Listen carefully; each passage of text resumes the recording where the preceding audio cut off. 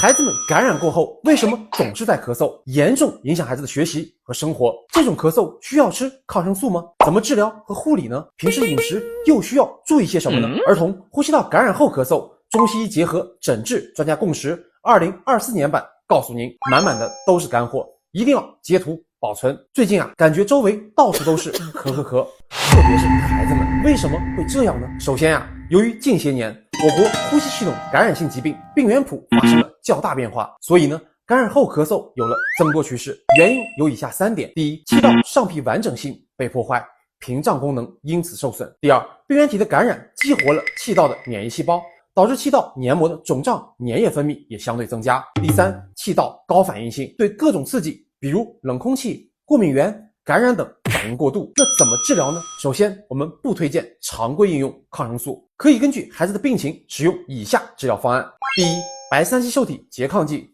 如蒙鲁斯特；第二，糖皮质激素，如布地奈德等；第三，如果有过敏因素，可以口服抗过敏的药物，必要时还可以用祛痰药以及镇咳药，请截图保存。护理上需要注意些什么呢？家里的温度22到25度，湿度50%到60%。另外，天气凉了，出门要戴口罩。1岁以上的孩子可以适当喝一些蜂蜜、冰糖雪梨水、温水等，都可以一定程度上缓解咳嗽的症状。关于咳嗽，您还有什么问题呢？欢迎评论区讨论。